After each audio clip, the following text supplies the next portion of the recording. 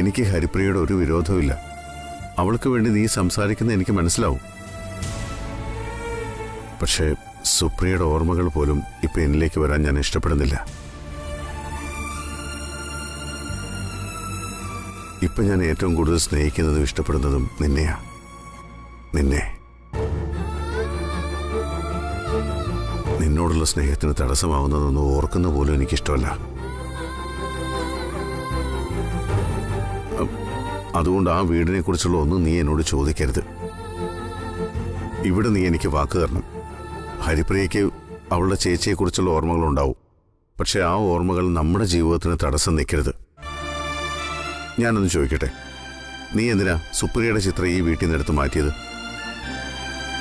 ആ ഓർമ്മകൾ നിന്നെ വേദനിപ്പിക്കുന്നുണ്ടല്ലേ? ആ ചിത്രം കാണുമ്പോൾ നിന്റെ സമാധാനം നഷ്ടപ്പെടുമെന്ന് നീ തന്നെയല്ലേ പറഞ്ഞത്? അതുപോലെ തന്നെ എനിക്ക് ആ വീട്, അടച്ചുപൂട്ടിയ ആ വീടും അതിനെക്കുറിച്ചുള്ള ഓർമ്മകളും എല്ലാം എൻ്റെ മനസ്സിനെ വേദനിപ്പിക്കുന്ന. ഇനി അത് വേണ്ട.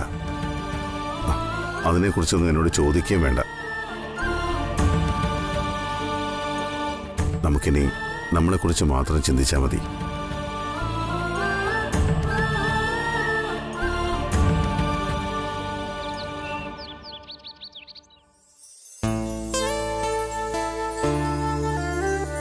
ആഹാ, ഇതുവരെ എഴുന്നേറ്റില്ലേ? ഹലോ സുപ്രിയ, എഴുന്നേറ്റേ. എന്തെങ്ങനെ ചുരുണ്ടുകൂടി കിടക്കുന്നേ? എഴുന്നേക്ക്, നമുക്ക് എക്സസൈസ് ചെയ്യാൻ പോണ്ടേ? എണീറ്റേ, വാ, എണീക്ക്. എക്സസൈസ് ചെയ്യാനുള്ളതല്ലേ? ഇന്നൊന്നിനൊരു മൂഡും ഇല്ല. ആഹാ, അതെന്തു പറ്റി? എന്തോ എനിക്കറിയില്ല. ഇന്നലെ ഡീക്ക് അങ്ങനെ പറഞ്ഞോണ്ടാ? അതോർത്ത് നീ വിഷമിക്കണ്ട. നീ ആഗ്രഹിക്കുന്ന എല്ലാം നടക്കും. ഞാനല്ലേ ഇവിടെ ഉള്ളത്? വേണ്ട ജ്യോതി, ചാവദോഷമുള്ളവളാ ഞാൻ. ഒന്നും ആഗ്രഹിക്കാനേ പാടില്ല. എന്തോന്ന് ചാവദോഷോ? ഒന്ന് പോയേ ഇവിടുന്ന്. ആവശ്യമില്ലാത്ത കാര്യമൊന്നും പറയല്ലേ. എങ്ങനെയെങ്കിലും കുറച്ചു ദിവസം നിനക്ക് ആ വീട്ടിൽ താമസിക്കാനുള്ള അവസരം ഞാൻ ഉണ്ടാക്കി തരും. പോരെ? വേണ്ട, ഇനി എനിക്കതിന് ആഗ്രഹമില്ല. ഉണ്ടായിരുന്ന ആഗ്രഹമൊക്കെ ഇന്നലത്തോടെ തീർന്നു. DKയുടെ അനുവാദത്തോടെ ആ വീട്ടിൽ പോയി താമസിക്കണമെന്നായിരുന്നു എന്റെ ആഗ്രഹം. പക്ഷെ അതിന് സാധിച്ചില്ല. DK ഒരിക്കലും അതിന് സമ്മതിക്കൂല. അതെന്തുകൊണ്ടാന്ന് നിനക്കറിയില്ലേ? ഹിറ്റ്ലറിന്റെ മനസ്സിൽ അത്രമാത്രം വേദന ഉള്ളതുകൊണ്ടാ. ആ വീടിനെ കുറിച്ചും നിന്നെക്കുറിച്ച് ഓർക്കുമ്പോ ഹിറ്റ്ലറിനെ സങ്കടപ്പെടാനല്ലാതെ മറ്റെന്താ ഉള്ളേ? അപ്പൊ പിന്നെ വേദനിപ്പിക്കുന്ന ഓർമ്മകളുള്ള ഒരു സ്ഥലത്തിനെ കുറിച്ച് നീ വീണ്ടും വീണ്ടും ഇങ്ങനെ ചോദിച്ചാ ഹിറ്റ്ലറിന് ഇങ്ങനല്ലാതെ വേറെ എന്ത് മറുപടിയാ പറയാൻ പറ്റുക? എനിക്കറിയാം, DK വേദനിപ്പിക്കുമെന്ന് അറിഞ്ഞുകൊണ്ട് തന്നെയാ ഞാനത് ചോദിച്ചത്. പക്ഷെ പാടില്ലായിരുന്നു എന്ന് പിന്നീടാ മനസ്സിലായത്. ഇവിടേക്ക് വരുമ്പോ എന്റെ മനസ്സിൽ വലിയൊരു ആഗ്രഹം ഉണ്ടായിരുന്നു. ഇന്ന് വരെ നിന്നോട് പോലും ഞാനത് പറഞ്ഞിട്ടില്ല. മരിക്കുമ്പോ ആ വീട്ടിൽ കിടന്ന് മരിക്കണമെന്നായിരുന്നു എന്റെ ആഗ്രഹം. പണ്ട് DKയും ഞാനും പരസ്പരം അങ്ങോട്ടും ഇങ്ങോട്ടും കൊടുത്തൊരു വാക്കാത്. എന്ത് വാക്ക്? എന്നോടുള്ള സ്നേഹത്തിന്റെ ഓർമ്മയ്ക്കായി DK എനിക്ക് വേണ്ടിയാ ആ വീട് പണിതത്. പക്ഷെ അതിന്റെ കൂടെ എനിക്കൊരു വാക്കും തന്നു. ഞങ്ങളിൽ 2 പേരിൽ ആരാദ്യം മരിച്ചാലും മരിക്കുന്ന ആളിന്റെ ശവം ആ വീടിന്റെ മുന്നിൽ അടക്കണം. പിന്നീട് എത്ര കാലം കഴിഞ്ഞിട്ടാണെങ്കിലും മറ്റേയാള് മരിക്കുമ്പോ ആദ്യ ആളിനെ അടക്കിയതിന് തൊട്ടടുത്ത് പരസ്പരം ചേർത്ത് വെച്ച് രണ്ടാമത്തെ ആളിനെ അടക്കണം. ഒരേ മണ്ണിൽ അടുത്തടുത്ത കുഴികളിൽ ഒരുമിച്ചുറങ്ങണം. അതായിരുന്നു എന്റെ ആഗ്രഹം. DKയും അത് സമ്മതിച്ചത്. എന്തോറ്റി? എന്റെ കഥ കേട്ട് ഷോക്ക് അടിച്ചോ? നിന്റെ ആഗ്രഹം എപ്പം നടത്തിത്തരാൻ പറ്റുമെന്ന് എനിക്കറിയില്ല. പക്ഷേ ഒരു കാര്യം ഞാൻ ഉറപ്പ് പറയാം. നീ പോകുന്നതിന് മുമ്പ് ഞാൻ നിന്റെ ആഗ്രഹം നടത്തിത്തരും. അവിടെ കിടന്ന് നിനക്ക് മരിക്കാൻ പറ്റുമെന്നൊന്നും എനിക്കറിയില്ല. പക്ഷേ ഒരു 2 ദിവസം നിന്നെ അവിടെ താമസിപ്പിക്കുന്ന കാര്യം ഞാൻ ഏറ്റു. എന്ത് ഡ്രാമ കളിച്ചിട്ടായാലും അത് ഞാൻ നിനക്ക് സാധിച്ചു തരും. എന്തേ, നിനക്ക് എന്നെ വിശ്വാസമില്ലേ?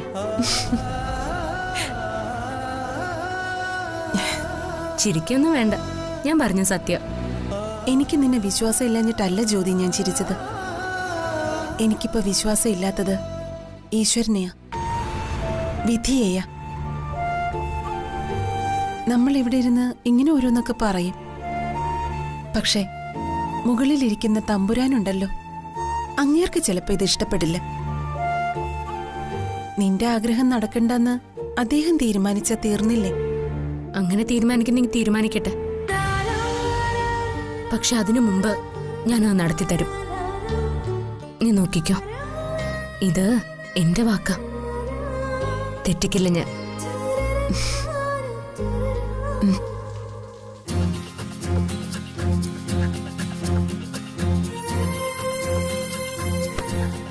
ഇതുവരെ കുളി കഴിഞ്ഞില്ലേ?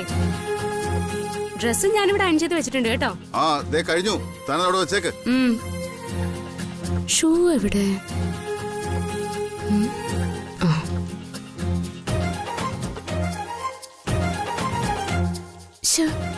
ഇത് പോളിഷ് ചെയ്തിട്ടില്ലല്ലോ.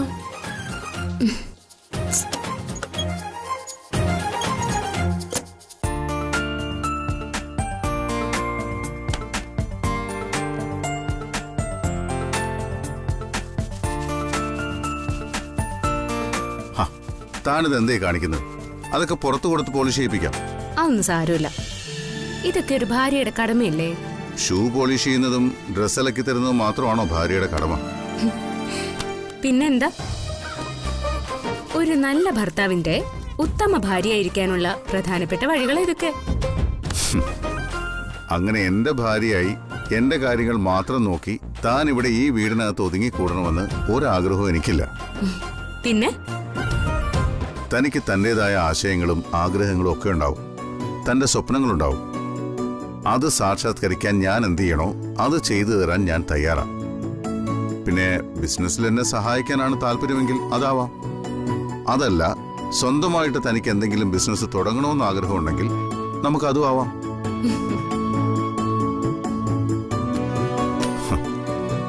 ഞാൻ പറഞ്ഞത് താൻ കേട്ടില്ലേ? കേട്ടു, വളരെ സന്തോഷം. പക്ഷേ എന്റെ ഹിറ്റ്ലറെ, ഞാനൊരു സാധാരണ പെൺകുട്ടിയാ, ഒരു തനി നാട്ടിൻപുറത്തുകാരി. ഈ വലിയ വലിയ കാര്യങ്ങളൊന്നും അങ്ങനെ എന്റെ തലയിൽ കയറത്തില്ല. ചെറിയ ചെറിയ കാര്യങ്ങളൊക്കെ ആണെങ്കിൽ എനിക്ക് ചെയ്യാൻ പറ്റും. അപ്പൊ ചെയ്യുന്ന മണ്ടത്തരമൊക്കെയാണെന്ന് സ്വയം ബോധ്യമുണ്ട്. കുറച്ചൊക്കെ. പക്ഷേ ആരുടെയും സഹായം ഇല്ലാതെ ഒരു ബിസിനസ് തുടങ്ങണമെന്ന എന്റെ ഒരു ആഗ്രഹം. എനിക്കറിയാം ഹിറ്റ്ലറെ, ഞാൻ പറഞ്ഞ നിങ്ങൾ എനിക്ക് ഏത് ബിസിനസ്സും ഇട്ടുതരും. പക്ഷേ അതൊന്നും എന്റെ ഇൻവെസ്റ്റ്മെന്റ് ആണെന്നൊരു സന്തോഷം എനിക്ക് കിട്ടത്തില്ല. ഞാൻ അധ്വാനിക്കണം, എന്റെ വിയർപ്പ് കൊണ്ട് എനിക്കൊരു ബിസിനസ് തുടങ്ങണം. അതൊക്കെ നല്ല കാര്യങ്ങളാ. പക്ഷേ ഇവിടെ എന്റെയും നിന്റെയും എന്ന് പറയുന്ന വാക്കിന് വലിയ പ്രസക്തിയൊന്നുമില്ല. നമ്മുടേത്. ഇനി മുന്നോട്ടുള്ള യാത്രയിൽ സംഭവിക്കുന്നതെല്ലാം നമ്മുടേതാ. നമ്മുടെ സന്തോഷത്തിലും നമ്മുടെ ദുഃഖത്തിലും അങ്ങനെ ഒരുമിച്ചാണ് അങ്ങോട്ടുള്ള യാത്ര. അപ്പോ എന്റേതെന്ന് പറയുന്നതിന് എന്താ അർത്ഥം?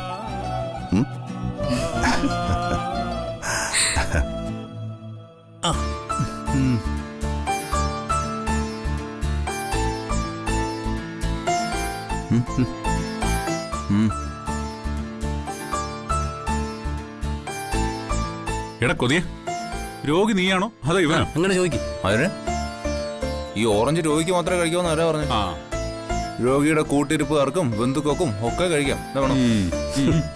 നിന്നെ കൂട്ടിരുത്തിയാ അവസാനം ഇവന് കഴിക്കാൻ ഒന്നും കിട്ടത്തില്ല.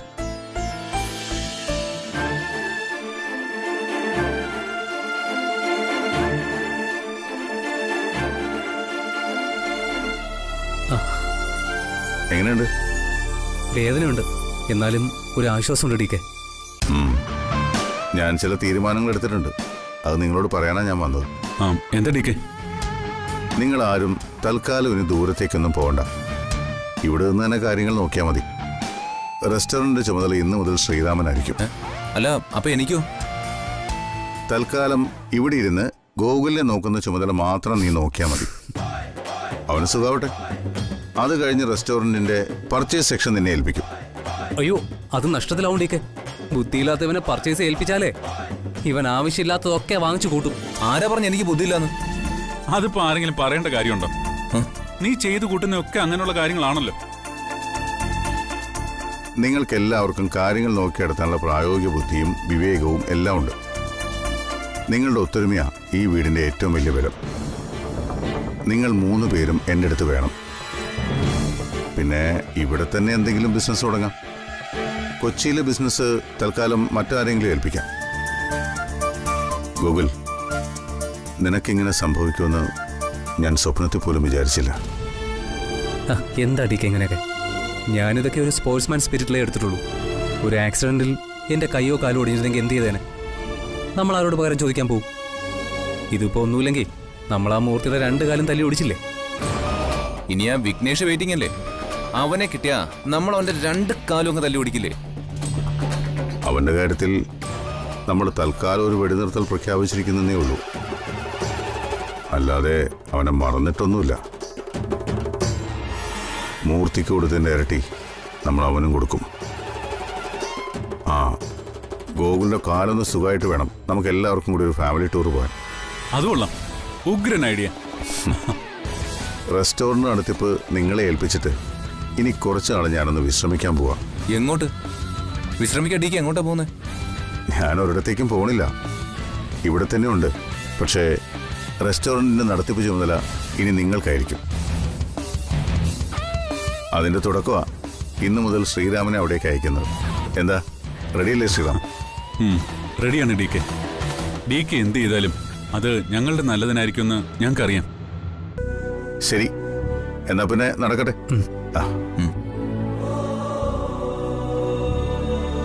കണ്ടില്ലടാ ഡി കെയുടെ ഒരു കരുതൽ. ഇതുപോലെ ഒരാളെ നമുക്ക് എവിടെ കിട്ടും?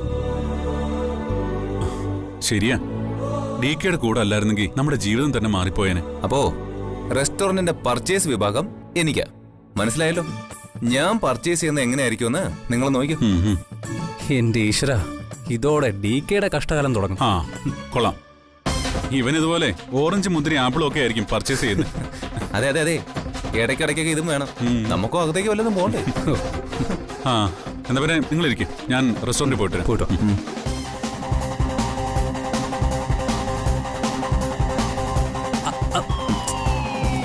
എന്തോന്നേ?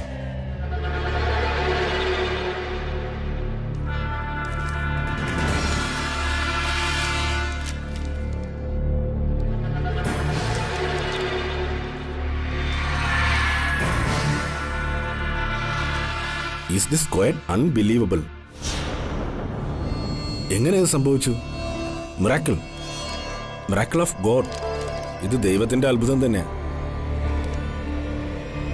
ഡോക്ടർ, കാര്യം എന്താന്ന് ഞങ്ങൾക്ക് ഇതുവരെ മനസ്സിലായില്ല.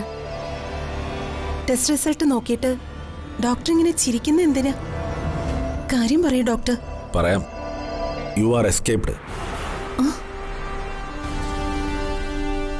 എടോ, മരണത്തിൽ നിന്ന് താൻ രക്ഷപ്പെടാനുള്ള എല്ലാ സാധ്യതകളും ദാ ഇതിനകത്തുണ്ട്.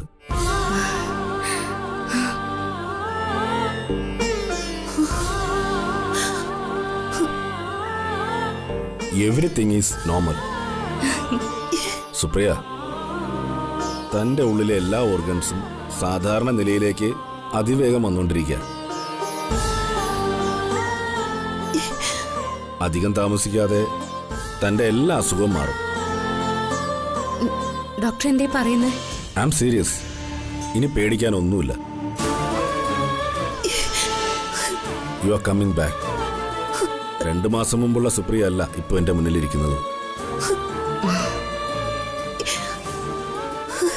സത്യാണോ ഡോക്ടർ? ആ വീടും ജ്യോതിയും അവിടെയുള്ള അന്തരീക്ഷവും എല്ലാം വളരെ പോസിറ്റീവായിട്ടാണ് നിങ്ങളെ സ്വാധീനിച്ചത്. തൽക്കാലം ഈ വീട്ടിൽ നിന്ന് മറ്റൊരിടത്തേക്ക് നിങ്ങൾ പോരുത്.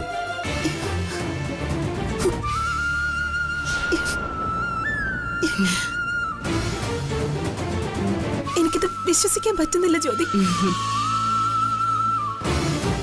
അപ്പോ DKയുടെ സാമീപ്യം തന്നെയാ ഇവളെ രക്ഷിച്ചത്. ഈശ്വര, ഇതെന്ത് പരീക്ഷണം. ഒരു 5 മിനിറ്റ് സുപ്രിയ ഒന്ന് പുറത്തിരിക്കൂ, ഞാൻ ജ്യോതിയോടൊന്ന് സംസാരിക്കട്ടെ.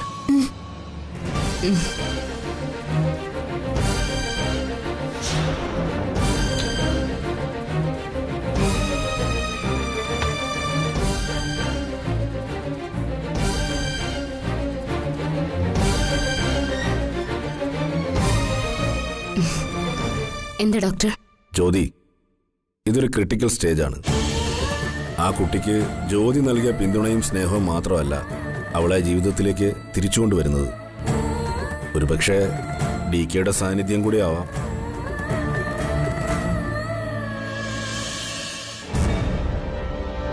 ആ, തനിക്ക് കുടിക്കാൻ ചായ കാപ്പി വേണോ? ഏയ്, എനിക്ക് തണുത്ത എന്തേലും മതി. ഒരു ഫ്രഷ് ക്രീം പറയും. ഹലോ, 2 ഫ്രഷ് ലൈം കൊണ്ടുവരൂ. എന്താടോ, എന്താ തൻ്റെ മുഖത്തൊരു കൺഫ്യൂഷൻ? എടോ, തമിഴ്നാട് ക്രൈംബ്രാഞ്ചിന്റെ ഒരു ഇൻഫർമേഷൻ കിട്ടിയിട്ടുണ്ട്. അവരുടെ CID വിങ്ങിൽ നിന്നും ഒരു ഉദ്യോഗസ്ഥൻ എന്നെ കാണാൻ വന്നിരുന്നു. എന്തിന്? സുപ്രിയയുടെ ബോഡി കിട്ടിയ കാര്യം താൻ മറ്റാരോടെങ്കിലും പറഞ്ഞിട്ടുണ്ടായിരുന്നു? എന്താടോ, എന്താ ഇപ്പൊ താൻ അങ്ങനെ ചോദിക്കാൻ കാരണം? ആ ബോഡി താൻ എവിടെ അടക്കിയത്? എന്താടോ, തനിക്കത് പറയാൻ ബുദ്ധിമുട്ടുണ്ടോ? ആ, ഇനി അതൊക്കെ കുത്തി ഇളക്കണോ? എന്തിനാ ഇപ്പൊ ഇങ്ങനെ ഒരു ഇൻഫർമേഷൻ? അതെനിക്കറിയില്ല. പക്ഷേ ഒരു കാര്യം ഉറപ്പാ, ഏതോ ഒരു അന്വേഷണത്തിന്റെ തുമ്പിൽ അവർ ഈ സംഭവം കൂട്ടിക്കെട്ടിയിട്ടുണ്ട്. അതുമായി ബന്ധപ്പെട്ടിട്ട് അവർ ഇപ്പൊ ഇത് അന്വേഷിക്കുന്നത്. സുപ്രിയയുടെ ബോഡിയെ കുറിച്ച് അവരെന്തിനാ അന്വേഷിക്കുന്നത്? അതാ ഹോസ്പിറ്റലുകാർ കൺഫേം ചെയ്ത് തന്നതല്ലേ. അന്ന് അവിടെ ഉണ്ടായിരുന്ന പോലീസ് ഓഫീസേഴ്സും ഒക്കെ അതിന് സാക്ഷികളല്ലേ. അവരല്ലേ അത് സുപ്രിയയുടെ ബോഡിയാണെന്ന് കണ്ടെത്തിയത്. ഓക്കെ, അതൊക്കെ ശരിയാ. പക്ഷേ ആ ബോഡി അടക്കിയ സ്ഥലത്തെക്കുറിച്ചാ അവർക്കിപ്പോൾ അറിയേണ്ടത്. അതെന്തിനാ അവർക്ക് പറഞ്ഞിട്ട് കാര്യം? അതൊന്നും എനിക്കറിയില്ല. അതിനെക്കുറിച്ച് എന്തെങ്കിലും അറിയാൻ സാധിക്കുമോ എന്നറിയാന് ആ ഉദ്യോഗസ്ഥൻ വന്നത്. എന്നിട്ട് താനെന്ത് പറഞ്ഞു? താൻ പണ്ട് എന്നെ പറയാൻ ഏൽപ്പിച്ചത് തന്നെ ഞാൻ പറഞ്ഞു. തമിഴ്നാട്ടിലെ ഏതോ ഒരു ശ്മശാനത്തിൽ ആ ബോഡി കത്തിച്ചളഞ്ഞു എന്ന് പറഞ്ഞു. എന്താടോ, ഞാൻ മാറ്റി പറയണമായിരുന്നോ? താനൊന്നും മിണ്ടാതിരിക്കുന്നുണ്ടോ? എടോ, തനിക്കറിയാലോ, ചീഞ്ഞളിഞ്ഞൊരു ബോഡി. ആ നിലയിൽ സുപ്രിയയുടെ മുഖം ആരും കാണരുതെന്ന് ഞാൻ ആഗ്രഹിച്ചു. അത് തെറ്റാണോ? അത് തെറ്റല്ല. പക്ഷേ അന്ന് കൊണ്ടുവന്ന് താൻ കത്തിച്ച ആ ബോഡി സുപ്രിയയുടെ തന്നെയാണെന്ന് തനിക്ക് ഉറപ്പുണ്ടോ? ഞാൻ ചോദിച്ചത് താൻ കേട്ടില്ലേ? ആ ബോഡി സുപ്രിയയുടേതാണെന്ന് തനിക്ക് ഉറപ്പുണ്ടായിരുന്നോ? ഉണ്ട്, 100% എനിക്ക് ഉറപ്പാ. അത് സുപ്രിയയുടെ ബോഡി തന്നെയാ, അതിനൊരു മാറ്റവും ഇല്ല. എന്നാ പിന്നെ കുഴപ്പമില്ല. താൻ എന്താണ് ഉദ്ദേശിക്കുന്നത്? ഒന്ന് തെളിച്ചു പറ. എടോ, അത് മറ്റൊരു പെൺകുട്ടിയുടെ ബോഡിയാണോ അല്ലയോ എന്ന് അവർ അന്വേഷിക്കുന്നത്. ആരുടെ ബോഡി? അവിടെ സുപ്രിയയ്ക്കും ശിവയ്ക്കും അപകടമുണ്ടാകുന്നതിന് 2 ദിവസം മുമ്പ് ബാംഗ്ലൂരിലെ ഒരു സംഘം മെഡിക്കൽ വിദ്യാർത്ഥികൾ അവിടെ അപകടത്തിൽപ്പെട്ടിരുന്നു. അവരുടെ കൂടെ ഉണ്ടായിരുന്ന ഒരു പെൺകുട്ടി മിസ്സിംഗ് ആയിട്ടുണ്ട്. ആ പെൺകുട്ടിയെ ഇതുവരെ തിരിച്ചു കിട്ടിയിട്ടില്ല. അതിന്റെ ബോഡിയാണോന്ന് അവരന്വേഷിക്കുന്നത്. ഏയ്, ഒരിക്കലുമല്ല. സുപ്രിയയുടെ ബോഡി ഞാനാ തിരിച്ചറിഞ്ഞത്. അവളുടെ ദേഹത്തുണ്ടായിരുന്ന ആഭരണങ്ങൾ, ഞാനെന്ന് അവളെ അണിയിച്ച വിവാഹമോതിരം, അതൊക്കെ അവളായിരുന്നു എന്നതിൻ്റെ തെളിവുകളാ. എന്നാ പിന്നെ പ്രശ്നമൊന്നുമില്ല. എടോ, എനിക്കൊരു കാര്യം പറയാനുണ്ട്. എന്താ? ഇതിൻ്റെ പേരിൽ ഒരു പോലീസുകാരനും അന്വേഷിച്ച് അമരാവതിയിലേക്ക് വരരുത്. അതൊക്കെ കൂടുതൽ പ്രശ്നങ്ങളുണ്ടാക്കും. മരിച്ചുപോയ സുപ്രിയയുടെ ആത്മാവിനെ ഇനിയും പോസ്റ്റ്മോർട്ടം ചെയ്യാൻ എനിക്ക് വയ്യ. അതുകൊണ്ടാ. ശരി, ഞാൻ നോക്കാം.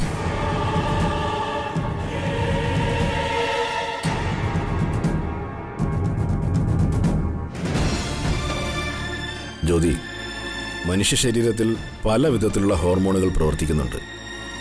ചിലരുടെ സാമീപ്യം പോലും രോഗിയിൽ മാറ്റം ഉണ്ടാക്കും. നിങ്ങളും സുപ്രിയയും തമ്മിലുള്ള ബന്ധവും നിങ്ങളുടെ ജീവിതത്തിൽ സംഭവിച്ച എല്ലാ സത്യങ്ങളും നിങ്ങൾ തുറന്നു പറഞ്ഞതുകൊണ്ട് മാത്രമാണ് ഞാൻ ഈ കേസ് ഏറ്റെടുത്തത്.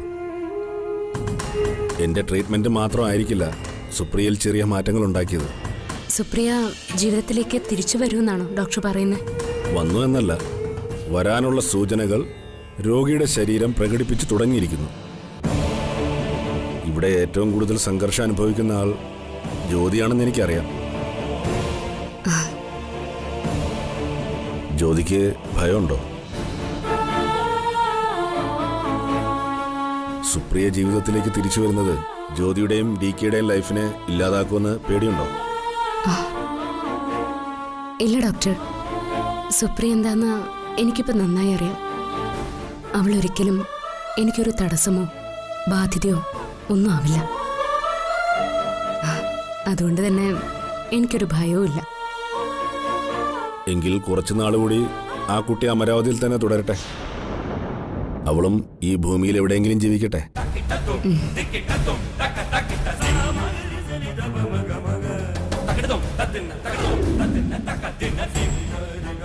Takadum,